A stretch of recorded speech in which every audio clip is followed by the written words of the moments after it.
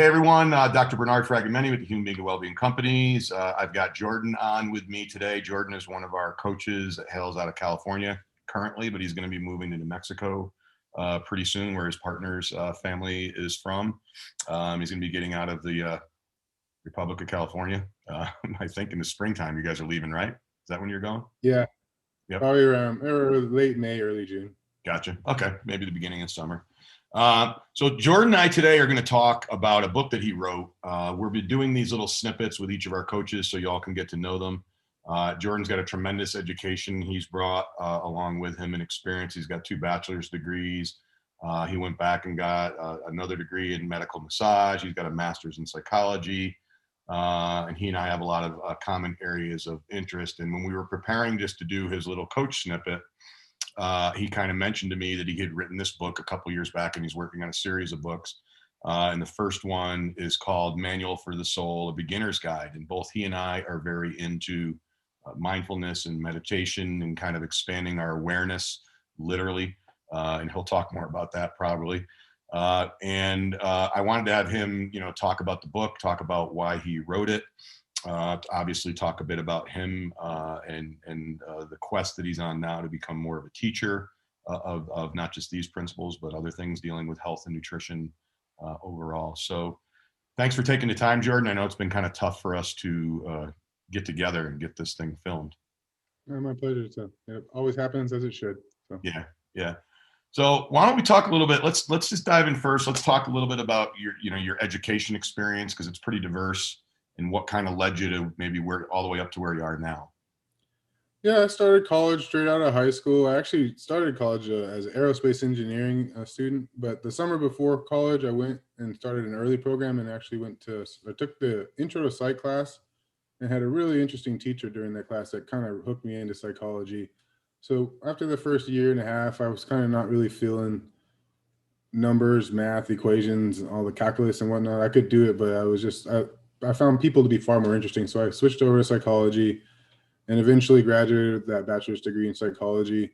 One of my favorite courses during that program was called The Psychology of Stress by this really kooky psychiatrist guy. He did a lot of interesting things, but it really opened up my eyes to the different ways that we can expand our consciousness and work on mindfulness. Like the first half of the course was all book work, but the second half, it was just a series of different practitioners, whether they're a meditation coach, a yoga coach, self-hypnosis, and these different ways to kind of tap in and actually use to reduce our stress with available means, including exercise and whatnot. And that's really kind of set me on a path that has led me to here. My senior project in that program was experiment on seeing if there was a correlation between driving a manual transmission and internal versus external locus of control. I know we've talked about locus of control before as well. It's just, for me, I would say do you feel like you're in control of like your life and the situations in your life, or do you feel like it's a lot of external sources and things that are the driving force in how you're moving forward? So I was like, I've always liked driving stick shifts, and I consider myself to have a more internal locus of control. So I'm like, I wonder if there's a correlation. And I sure enough, I found out after conducting a survey and having students come in that people that tended to lean towards a more internal locus of control did have a higher likelihood or propensity for preferring to drive manual transmissions. So again, even to now, I think we've talked about this in the program. It's amazing to me how much of like the foundation of what I believe comes back to locus of control and how I approach how to manage stress or do anything in the world that we find ourselves in. It starts here, and finding what you can do to change the world rather than how the world is affecting you. Yeah. So then I graduated from the bachelor's. I was starting the master's program directly after that, but I was down at my mom's house in the summer in between the 2 programs, just not having much to do. And the power went out. And I'm like, what do you do? And the power goes out. After about 5 minutes of like, oh, the power will come back on soon. Like the power didn't come back on. And then there's a little voice in my head that's like, hey, try that meditation thing. Because in the psychology of stress class, again, one of the things that we learned was meditation. So I'm like, okay, there's nothing better to do. And I sat down, and that was the first time I really intentionally sat down to meditate. And it was maybe 20, 25 minutes that I was sitting there. And just the thoughts that came to mind, a lot of it had to do with even like psychic abilities and these types of concepts. I had so many things, like my list was filling up. And as soon as the power came back on, I was like, oh, I got to look. I went online. It was still the early days of the internet somewhat. But the things that I could find along the lines of what terms I had thought of led me down this path of more mindfulness, meditation, consciousness expansion. I don't even know if I consider it consciousness expansion. I think it's always there. It's just us tapping into our ability. I don't like to consider it that we are expanding ourselves more. I think, yeah, we're already there. It's just waking up to that ability. But yeah, so then I went off into my master's program, at the same time incorporating meditation. After the first year of my master's program, I went to a meditation retreat. I was actually signed up for it earlier, but before I went, I didn't think I was able to do it because it's a noble silence. You got no talking to anybody else. You go there for 10 days and you have an experience. And even my part of me was like, I can't do it. So I had to wait for a whole nother year to actually go and have this experience. And I've actually done it 3 times now. And I always say that they're 3 of the best experiences of my life, because what you really learn is that like the enemy is here. When you go somewhere and you're not talking to anybody else for 10 days and you find yourself having similar thoughts or experiences or projection on the people, like that person's mad at me, or that person feels this way about me, or are they judging me? You, on the 10th day, when you can start talking to people again and you tell them about your experience, you realize it was always just you, because they were thinking about their own little world.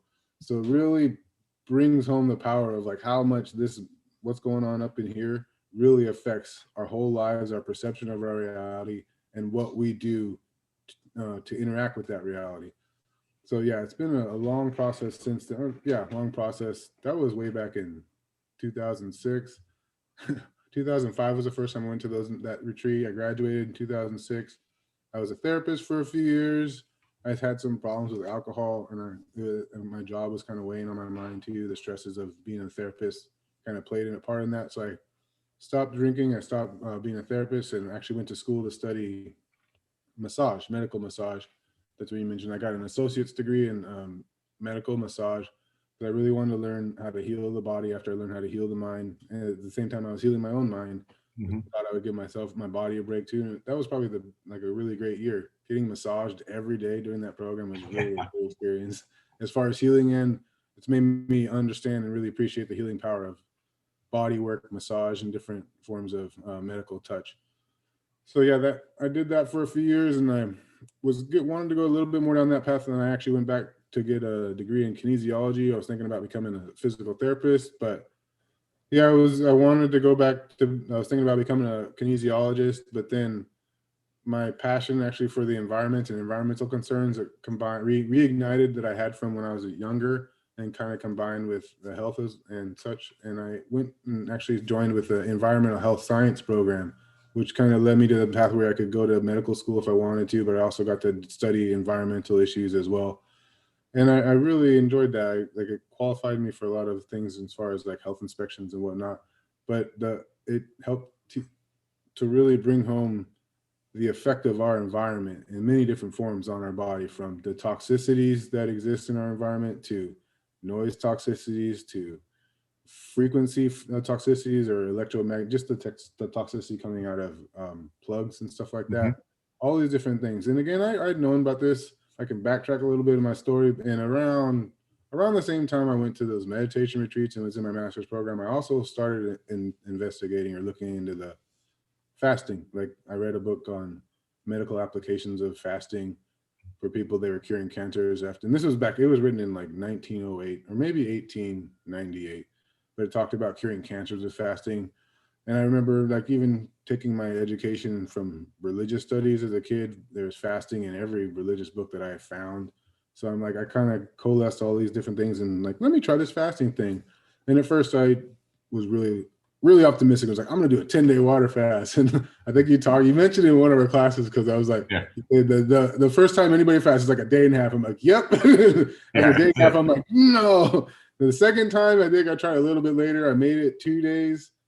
But and I always say there's something about the magic of 3 times, because the third time I actually made it 10 days easy. And I went a little longer. I actually went up to 13 days. And at that point, I'd gone hiking a couple days in a row, and I was like, I just want to eat. So I ate and I started eating again. But yeah, and ever since then, I still fast regularly. I try to fast 3 to 5 days a month. But I'll have still like a little bit of a protein shake or maybe some white rice later in the day, just because there was actually a period where I was doing strict water fasting and my body was throwing up in the morning. I took that as a clear sign, like this isn't good for me. So I took that, like that's part of listening, like developing healthy habits is learning to listen to your body and what messages it's sending to you. Right. And so I took that to heart, and I learned to incorporate simple ways to get small amounts of nutrition and things that my body appreciates when I fast to help that whole process be easier. But again, I started that because I was on a quest for longevity. So yeah, fasting, meditation, certain things I've just discovered over the years, exercise especially, are things that help you live longer. And I was really happy when I met Dr. Fragomeni here, because he talks about a lot of these things. Well, yeah, I mean, our philosophy, I think you and I had an affinity to each other. The whole philosophy of human well-being, is getting people to focus on these two lenses of mindset and environment. Well, that's kind of in your wheelhouse from an educational standpoint that you went through. You at a relatively younger age, we'll start talking about the book in a couple of minutes here, but at a younger age, even if you're just talking about your experience that you're talking about when you were down at your mom's when the power went out, and you started to actually apply some of the meditational or mindfulness practices that you had learned from the psychology course that impacted you. I had a similar thing. I don't think you and I have talked specifically about this before, but when I was in my early 20s, I was a competitive cyclist and triathlete. So I spent hours upon hours by myself. And I even was a little bit like that when I was younger. I used to go trail running by myself, and I always found that running did something to me. I wouldn't have known what to call it back then, honestly. But I grew up in an Irish and Italian Catholic family, and we always had the religion stuff put in front of us, and I was always interested in that stuff, but certainly had a lot of questions, But I always considered myself, even at a young age, to be very spiritual, but probably not so much religious. And I started having experiences when I was out doing 60, 70, 80, 100-mile training or bike rides. You don't really have a lot to entertain yourself when you're just pedaling stroke, stroke, stroke, and you start to find yourself becoming very present. I didn't know what to call it back then. It was, it was like one of those unknown awakenings that you talk about in the book a little bit. It was stuff that was coming to me. I know how I felt. And I know if I wasn't doing that, the biggest thing that I felt was, one, my body felt some physical relief that I wasn't stressing it to that point, which we now know from studying, exercise phys that, it's not a great thing to be beating your body up like that at that level by any means. And I would never recommend that anyone does it. But mentally, if I wasn't doing that stuff, I was not the same person. If I wasn't exercising, I was not the same person. So I realized that early on. I didn't really know what it all meant. Then I started dealing, with stuff with my grandfather, who studied a lot of this stuff, and he started kind of setting me on the right path. And then, through the end of college and all the way through, it's just something that stuck. And I've always had a curiosity about digging deeper. Thing that's awesome, and to segue into Manual for the Soul, is you were able to get it down in writing in some very cogent, well thought out structure for people. And it really is a manual. I mean, you've got these exercises at the end of each chapter that are really good, for people to go through if they're not really sure what this even means. If there's somebody that's kind of newer to this whole idea of awakening and getting present and getting mindful and kind of, my grandfather, I told you the story. I used to say, get over yourself. Well, that in a way, when you start going through the stages of, almost like death, dying unto yourself, getting through the anger of it, getting through the kind of expression of duality with changing, once you realize what it is that you're trying to accept the change that's probably already really there, and just kind of uncover it. But let's get into talking about it a little bit. You had something happen. Well, let's talk first. Let's just go right into why did you really feel, if I said what was the one main compelling thing, why you felt you had to write this down and record it? What was your main rationale for that? Well, a lot of it actually happened because like I was actually learning from a certain spiritual teacher at the time, and like I'd been Oh, you froze up again. You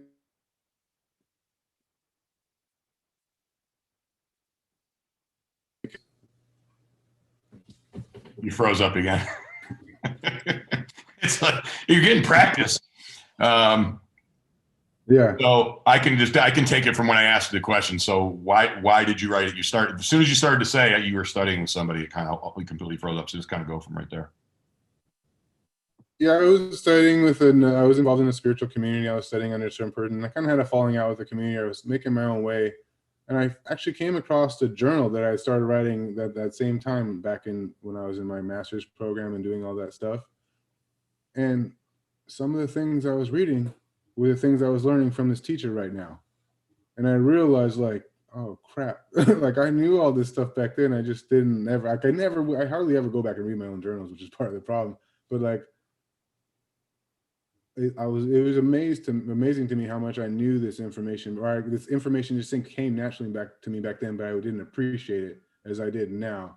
So I was kind of set off on this journey to understand like, how long has this been going on? Like and it led me all the way back to that. I can remember I've described it in that book where I was sitting in the back of a car when I was a kid and looking out the window at the corner, and I'm like, is somebody watching this?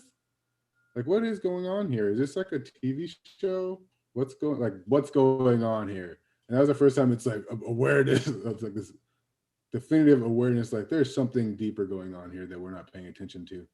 So it's kind of spurred on from there. Again, at the same time, during my master's program, I was listening to a lot of Wayne Dyer's teachings. I was downloading them, pirating them. I'm like, oh, I always felt bad for that, but I'm sure he'd appreciate that I try to spread the message on in the future. Mm-hmm. But and then that at the same time around that time he died, and I was like, man, that's a big void. Like somebody needs to fill that void. And I was really inspired to get my thoughts down on paper, so I didn't have to. I could. The ego part of me is like, so I can say in the future, like I knew that before you try to teach me that, all those types of things. But also to like maybe throw my hat in the ring and kind of step into the field to maybe take up a little bit fill his shoes, not fill his shoes, but take up a little of the community that he used to serve, because I think it's an important thing. And I don't know, for me, like you're saying, you're more spiritual and not religious. And I've studied a lot of religions and spiritual groups and stuff. And I think like the point of my book, I'm trying to teach people to step into your own enlightenment. Again, I sat down and had meditations around that time and wrote down thoughts in my journal.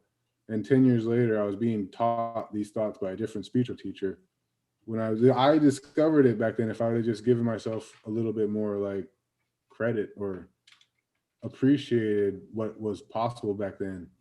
And I want to give that to everybody, because I think it is something we're all possible or capable of. Like we were talking about before, we are all composed of source. It's the thing that animates everything. Mm-hmm. We all can tap into that deeper knowledge, our higher selves, whatever you want to refer to it as, and make it a bigger or more impactful part of our life.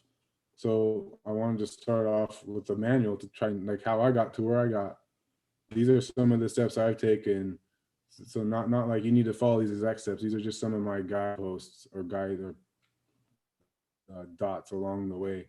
And as you mentioned, like for me, I really like when I came up with that metaphor in the book about the getting dots, and eventually you connect all these different dots in your lives, and it turns into a picture that is your life, like this masterpiece that is your life. But while we're going through life and you're making these little pointers, learning different experiences, the decade it took me to learn that I shouldn't drink alcohol, all these different things. Eventually, when you look back on it, like I wouldn't be here now talking to you if I hadn't gotten my second DUI, because that ended my psychology career and set me off to be able to do massage, which started 2 weeks after I lost my psychology job. Like I wouldn't have done that path at all if I hadn't had that experience. So when you can have this step later on, look back and realize your life is a masterpiece, no matter what you might think of it. And when you can learn to look at it from a different perspective, you might appreciate the path that we've all been on, and that we are all on our own unique path to enlightenment. And we can learn to appreciate that. And that's where the magic really starts. Yep. I mean, I like the way you put it. In the book, I think you said progress, not perfection. I was going to say progression, not perfection, but you didn't say it that way. You actually said progress, not perfection. I think that's people need to give themselves a break, and too many people don't give themselves a break and kind of beat up on themselves as they're trying to make change. But I like that the basic message, of the book is that, picture a person maybe in the middle age, let's just say they're going through a midlife crisis that's picking up your manual to read it. And, it pairs so well. Why I wanted to talk to you about your book was, and why I read it as well, in preparation for us to talk about it, is I was blown away how close it's not stated the same way, but it's very, very similar to my philosophy of like human being to well-being. Because when I talk to people from the spiritual guidance side, and when I'm coaching clients and patients, when they've got that itch or that feeling, there's something going on, call it the midlife crisis, or they're like, I just don't know if this is the right calling for me, or what I'm supposed to be doing, or if this is my mission in life, or what I'm supposed to have going on. I always have said it's innate well-being, like whether you want to call it source or a God or your God or someone's God or somebody put something in there. You look at the purity of like a baby that's like newborn to like, I don't know when it ends, like 2.5, 3 years old. And you just look at that sparkle in their eye, and they've got that. They've not been abused by the planet.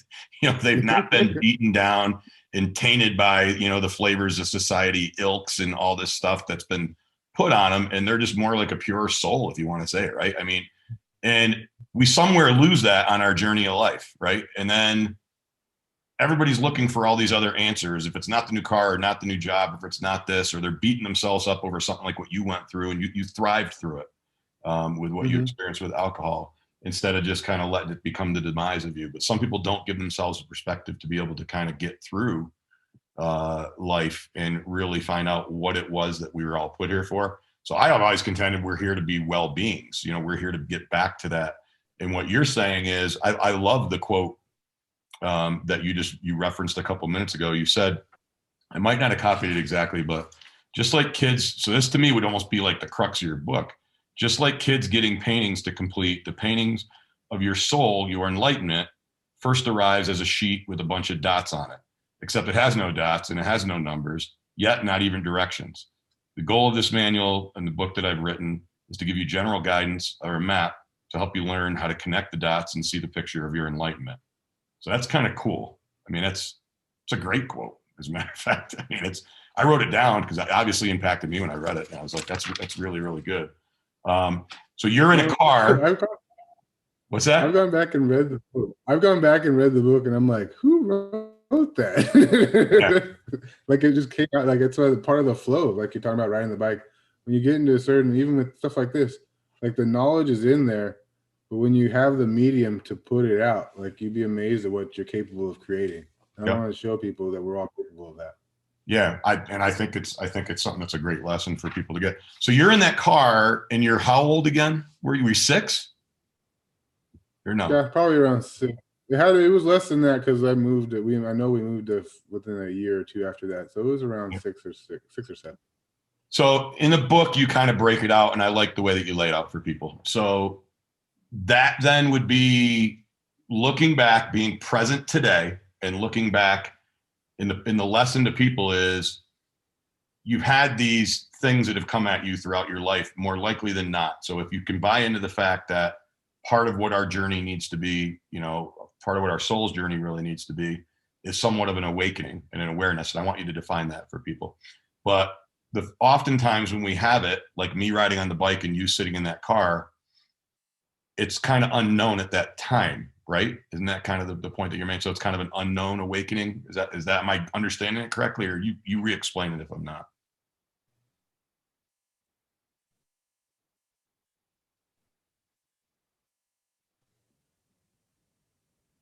So did you hear the question or no? Because you froze up again. I only kind of heard half of your question. Okay.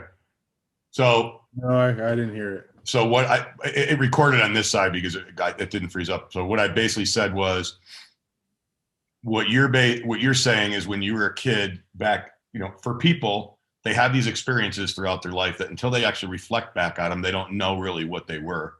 So what I was getting at was you as that kid in that car, and you kind of break it out into different stages.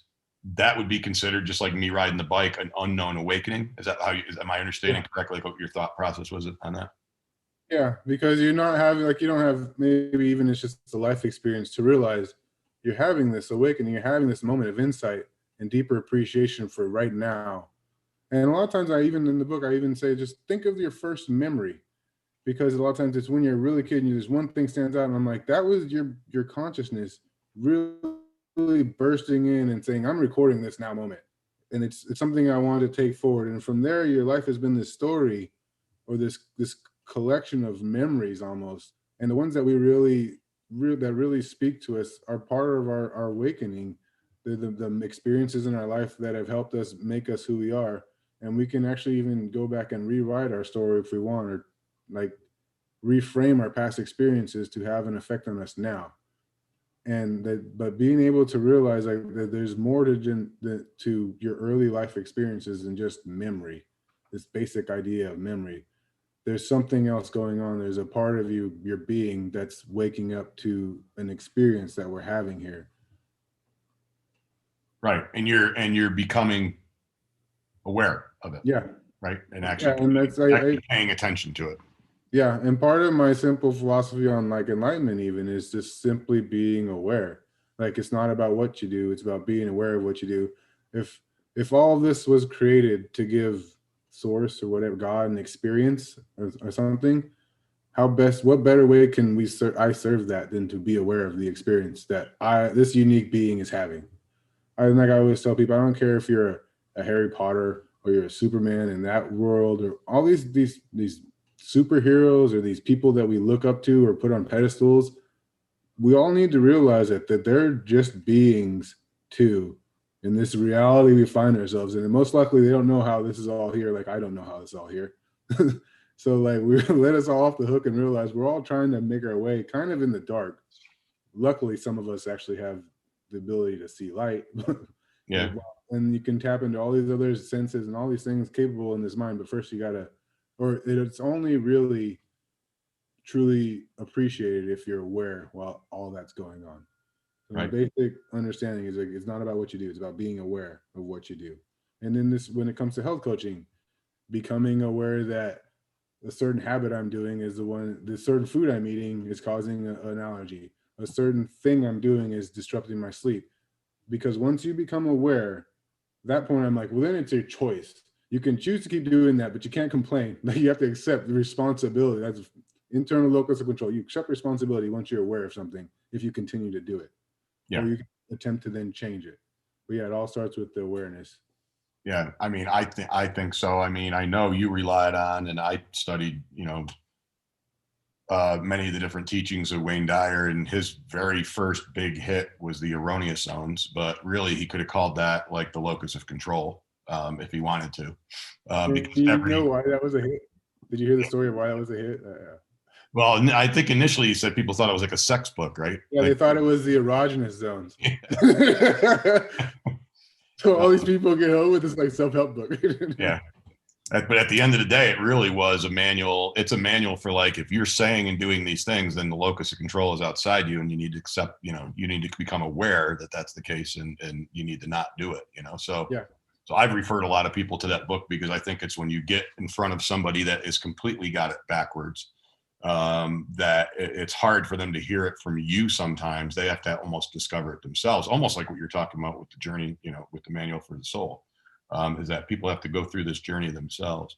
So let's talk about, like, you bump into some stranger, and it comes up that you wrote this book, and they say, I've really been trying to figure out what my meaning of life is and really what's going on here. I've been dealing with some things. Tell me what you would say to them, like how they could get your book and use it and kind of work through, in whatever manner that you think would be the most concrete way to go through it.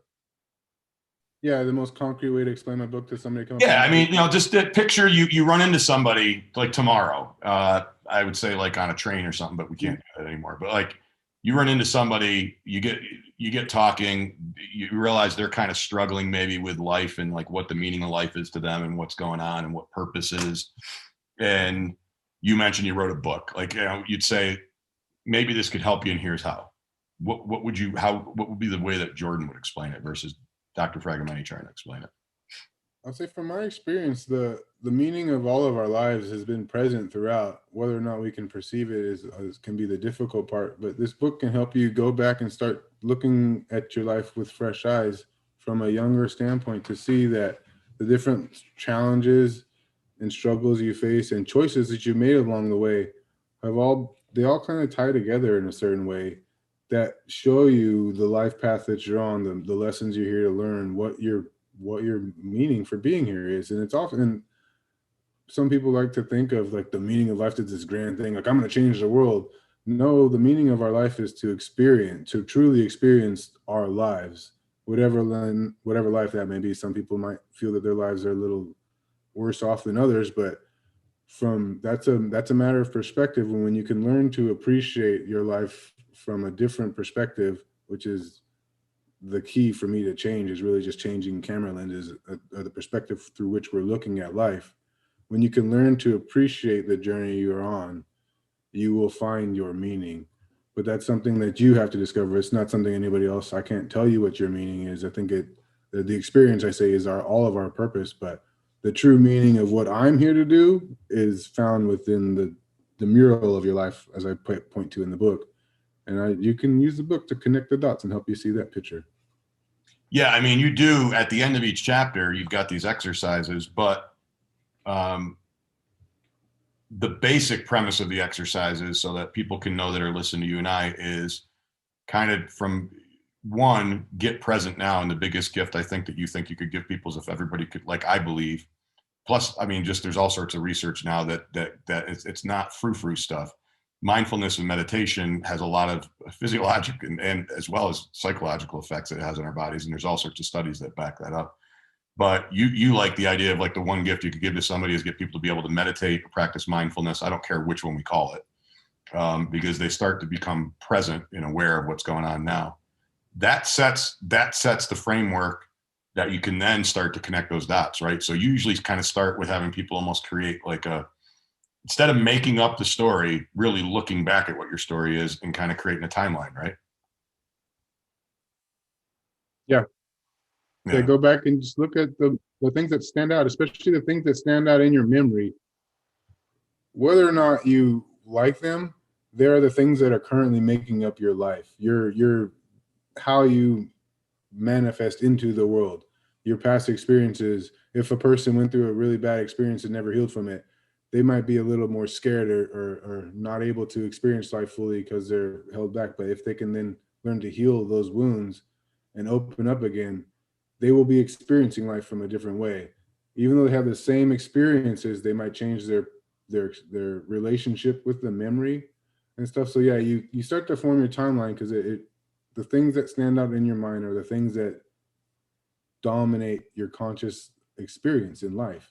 They cloud your perception of how you see the world, both in good and bad ways. So just going back and starting to look at it, it also teaches you, it can help you to learn a more internal locus of control. And that once you see that this is what I see of my life, you can then go back and change those memories. Again, that's when you get into like Eckhart Tolle's power of now. And I talk about it. I mentioned it in my book briefly. I'm like, oh, we can talk about time later because that's a complicated concept. Mm-hmm. But yeah, like if you can't prove to me that 10, 20 years ago happened, you can't in any meaningful situation. I can show you a picture. I'm like, yeah, it's always right now, moving forward perpetually. What happened to us in the past, it's stored in our memory right now, moving forward. If you change your perception of what happened in the past, you change your interaction. Like I went to a retreat once, and it was all about like doing self-work. And maybe I went through this process of going and talking to the little Jordan that watched his dad leave for the last time, and like talking to him and being like, dude, don't worry, I got your back. I'll be your mentor. I'll like expressing to that little child, I'll be the father figure that you need. That's great. Healing a part of myself. And like, from that point on, I'm like, I always, and that's even like going up through this book, like, oh, I was the person there, help giving me advice along the way. Again, talk about internal locus of control, right? Like it was always me, but like but that's a personal experience of how you can go back and change your perception of a past experience to change how you're living now, and how that ripples through your life and affects your interactions with everybody is astounding when you actually go through the process and don't think it's just being made up. Like you actually give it the real manifestation that it is. Yeah.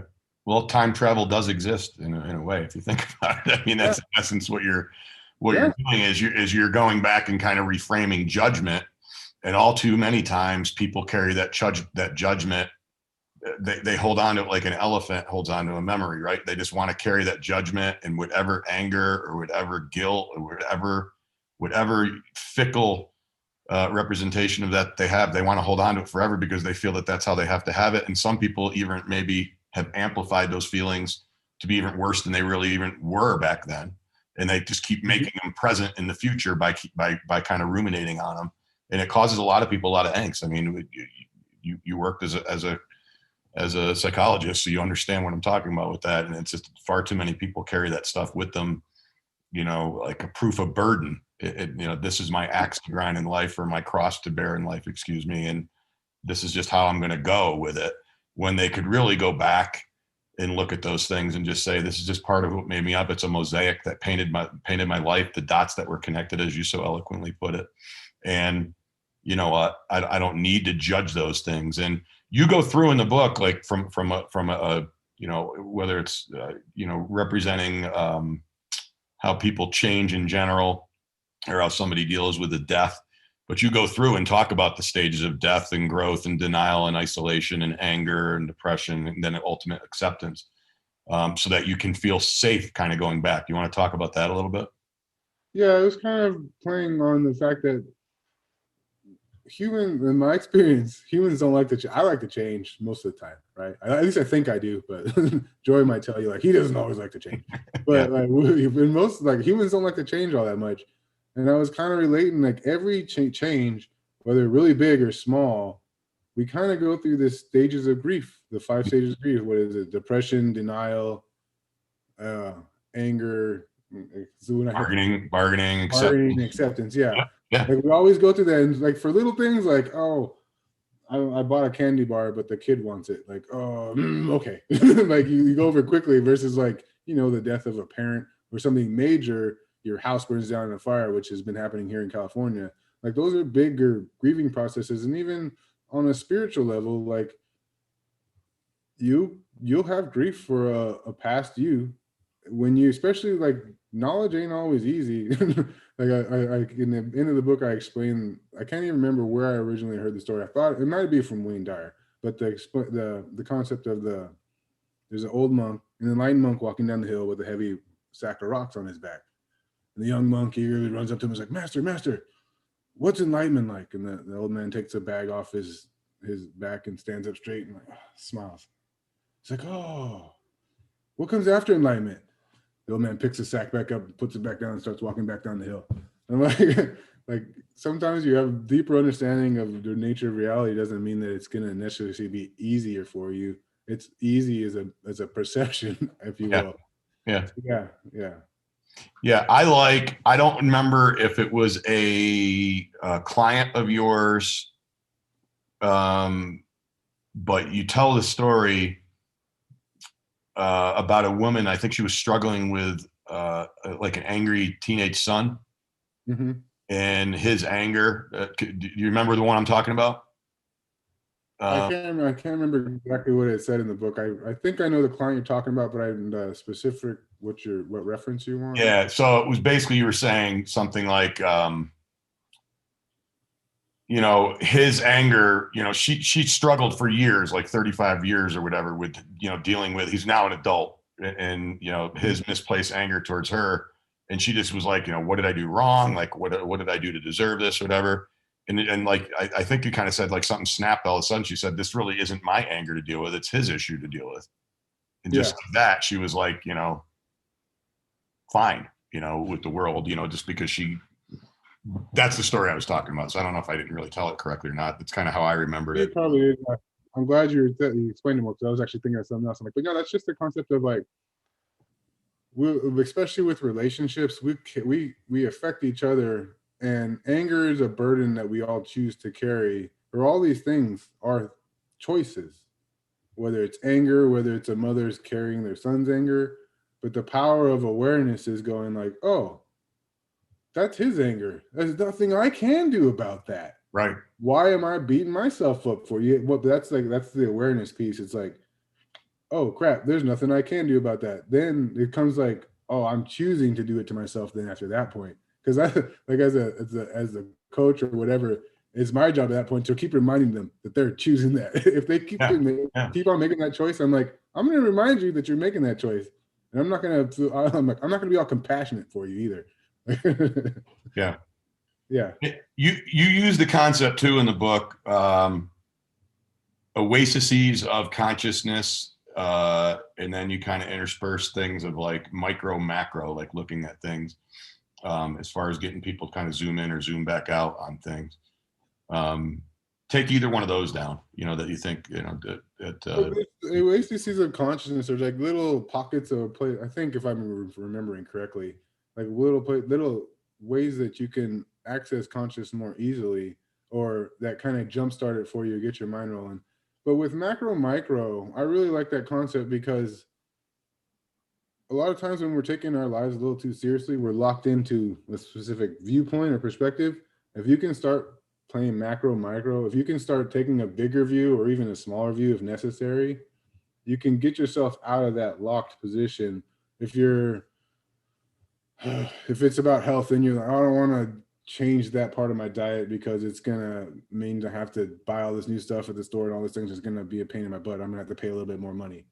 But then if you can take a step back and be like, well, you will pay a little bit more money for that type of food, but you won't be paying this money over here that you're paying on medications. You won't be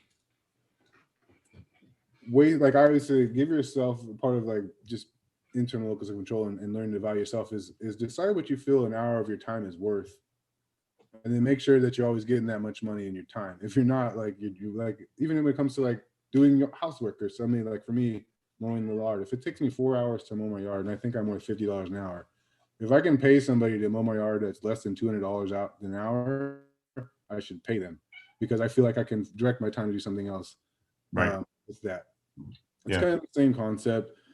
Yeah, when you macro out, you can, if you're spending a lot of time dealing with the issue that's unhealthy because of you eating that food, and you account for how much time your time worth being sick is, all these different things, you realize, oh, it's a lot more expensive for me to continue eating that thing than to not, when that first initial thing was like being too locked into, oh, I don't want to change this thing because of a certain perspective.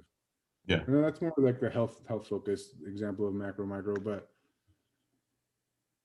macro, micro also helps you learn to see from the more spiritual perspective. If you can, like for me, we've talked about it, sources and everything, it animates everything. You can zoom out and look at things from the experience of source at a big, you can look at the planet, like the source sees the planet, it's a bigger thing. Or you can zoom in and experience it as an ant. And if you can run the gamut between those things, I don't know if in the book I walk through like a exercise of starting off on an island, looking at ants, and zooming out to where you're looking at the planet through this walkthrough. All that's really changed is your your point of view, your perception. And that, if you can apply that to life, same way where you're looking back through your life or the different experiences that you have, apply the macro view to your life, and you realize that's how you get to see the bigger picture of your life. You can zoom in on a little section of it and get the micro point. Well, right now we're zooming in on a really specific section of it, our present moment. Some people might be living in the present, or they might be in the present, but their thoughts are in the past. And those are a lot of people that we got to try and help them heal their past to bring them in the present. Some people are so focused about things in the future, they're worrying about what's in the future. Maybe that's a little too macro, that you have to bring them back more micro, being more present. But there's being able to exercise the muscles in between the two helps you in life always be able to kind of take the necessary perception when life presents you with a specific challenge. Yeah, I mean, it's a great tool, to be able to get somebody just to say, let me have you either zoom in or zoom out. and then rejudge your experience of, if it's in the moment, your experience in the moment, if it's of a feeling or a memory in the past, reframe that maybe from a different perspective. I think it's a really good tool from that. Or if somebody's getting very tweaked out and stressed about something in the future, everybody's worried about COVID and everybody's worried about vaccines and everybody's worried about this, but like get people just to kind of zoom back and to say, let's get back to a spot of like gratitude for what's going on here, because the world's not completely on fire right now. I mean, Utah and California were much of last summer, but literally the world's not on fire. There's a return to normalcy at some point that's ahead.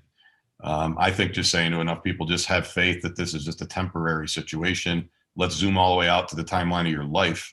It's been a long year, but you're 54. And in the grand scheme of things, we're going to look back at this. There's going to be lessons that we probably don't realize yet that we're going to learn from this. Right. And I've got my thoughts on what some of those are, but it's not the right time to share that. But I mean, to me, there's going to be many that I don't know yet. So I'm almost trying to get people that I'm counseling that are very stressed out about what's going on to say, we don't know what this moment's teaching us yet, but some of it's going to be self-responsibility and self-reliance from an overall health and well-being standpoint, and really returning that locus of control inward and getting people to understand that. I'm not saying that you and I sit and say locus of control to people every minute of every day, but trying to get people to understand that there's a lesson to be learned here, at least in the immediate thing. There's a very practical lesson of that, right? And then it's, from there, it can be that people have time to be together more. People have time to maybe get insight into things. I look at that, and that's like, to me, it shows the power of manifestation. Just look at what a lot of us, the world was focused on the last 4 years, even if it's just from a like CO2 standpoint. We need to change a thing. Like, okay, the world presented us a situation where you're not driving as much and pollution has gone down. I'm like, be careful what you wish for, because this place is tricky. Exactly. But it also saw, like, as a health coach, like the amount of time you spend in traffic directly decreases the length of your life. Like, you live a shorter life when you sit in traffic. All these different things, they've kind of, the move to remote working is solving that problem. There are problems, solutions arise through source, through materium, through this place, not always in the way that we like it. That's what I like about the perception thing, is even a lot of times we'll get what we want. It just won't be the way we expect it. And we'll be like stressing, like, that's bad, until later I'm like, oh crap, it's actually good. Dang it. Yeah. So, part of it is just like, that's why I was like, get rid of the judge. I learned to just always take life and like, what's it trying to give me? Or like, that's interesting. That's an interesting development. Instead of being like, that's bad or good, I'm like, how can I work with this latest development? Because in the grand scheme of things, I don't have much control over all. Like, I still don't know how it all got here.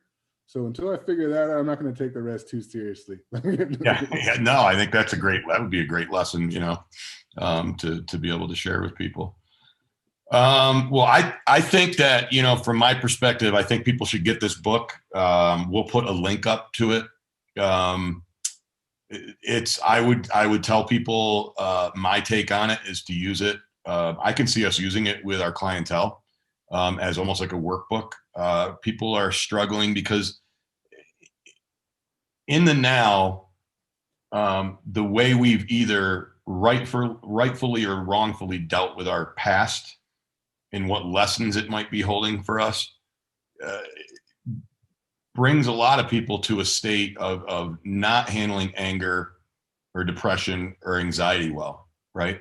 Yeah. So this is, I want to put out to people that are listening to this, is that while we're calling this a manual for the soul, it could be a guidebook on self-discovery. It could be a guidebook and a manual that could lead you through maybe getting rid of some of these things that might be getting in your way and you're holding you back from being completely present and being completely aware.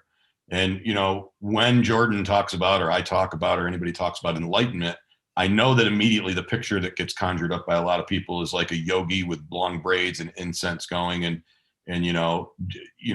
all these other mystical things. Whereas they should more rightfully be getting the picture of the monk with the bag of rocks and that puts it back on his, after he's enlightened, still puts the bag of rocks back on his back. And you can get a lot of things from that story if you sit and contemplate it.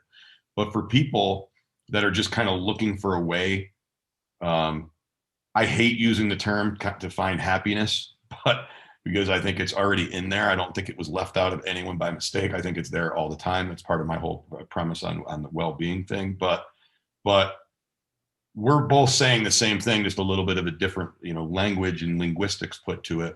But for the most part, it's that I want people to have hope that there's like a way out. Like if you're feeling stuck, if you are feeling depressed and you're not sure how to handle your anger and depression around what's going on right now in the current times of COVID, boy, you owe it to yourself to take a couple hours, get this book, either download it on Kindle or buy it on Amazon. And we'll put the link up for Jordan's book for people to get. But if you haven't done any work on these areas and it sounds interesting, I would just push people to like get it in their hands, go through the exercises. It can only help you. I mean, I don't know how much more point blank I can be for most people. Because even for myself that studies this stuff and reads about it pretty often, it's really a really good refresher to go back through it. And Jordan, to prep for this, because he wrote the book a few years ago, he had to go back and look at it as his own book too, because you'd think that would be committed to memory, but it's not. Once you kind of write these things and put them down, and even he, when he picked it up, said, "Wow, this sounds pretty good. I wrote this." So, and I've had the other side of it too, by the way, with all the writing I've done. Sometimes you pick something up and you look back and you're like, "Ooh, I wrote this. This is not good." I'm not sure what I meant there, because if it's not making sense to me, it's not going to make sense to anyone else. But people won't get that from this. It's very well put together, and I think that people will get a lot from it. What would you like to add in closing, Jordan? It could be directly about the book. It could be about your philosophy about all this stuff. What would you like to add in at the tail end here? I think I just want to reiterate, like my saying, it's not about what you do. It's about being aware of what you do. Because with awareness comes choice and the possibility for change. Yeah. And I'm working on my second book, and like one of the things I really want to tie in there is there's five steps or keys to change for me. Awareness, obviously. Acceptance, because you can't, acceptance is a tricky one for people because they think that means that they agree with something, or no. Acceptance means that you're aware that right now, in this current now moment, that's how it's going. This is the way it currently is. Right now, I weigh 200 pounds, or I'm overweight. All these, once you accept something, then you can do something about it. But you can't until you accept that it's the truth. Then intention, action, and patience. You set your intention. You can't just hope that like the God machine does it all for you. You have to take actions on a step to have a certain outcome. And for me, the number 5, I always say number 5 is a tricky one. Patience. I think we all come from a place where everything happens instantaneously. We come to Earth to learn patience. So yeah, things happen. Good things take time. Big changes in life and all those things, they usually take time, but they're worth it. So yeah, awareness, acceptance, intention, action, and patience.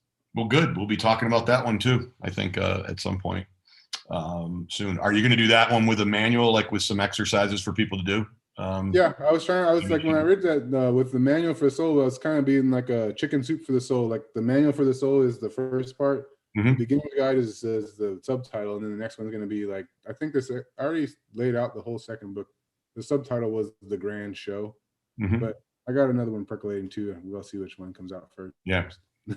Well, that tends to be what we all do, is have 3 or 4 going, like think that we're juggling artists, and yeah. Eventually they sit, they stew. You're patient with them, and they kind of start to become clear. Mm-hmm. At least that's how it works with me from a writing standpoint. I have to put stuff down for a while, then go back and read it again. And the beauty of it, they say, is in the editing, and rewriting. And it's not writing; it's rewriting and rewriting and rewriting again and again, and eventually it starts to become crystallized and more cogent and better put together over time. Well, listen, I appreciate your time. I hope people will get something from this. I think it was great. I think it was tongue-in-cheek, enlightening, hopefully for some people, that they'll get the book and order it when we put it up. And I hope for people that get a hold of this, they not only use it for themselves, they use it for their families, their loved ones, other friends.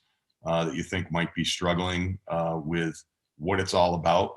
I think that this can kind of give those folks maybe something to reach for that's put together really well, and will help them kind of figure it out for themselves. Because at the end of the day, it's all up to those folks. They've got to do it themselves. You and I can't do it for them. They've got to actually sit down and do some of the work. So yeah. With that, I'll just say thanks, Jordan. Appreciate it. It was a great conversation as always. I always love talking to you. You too. Thank you.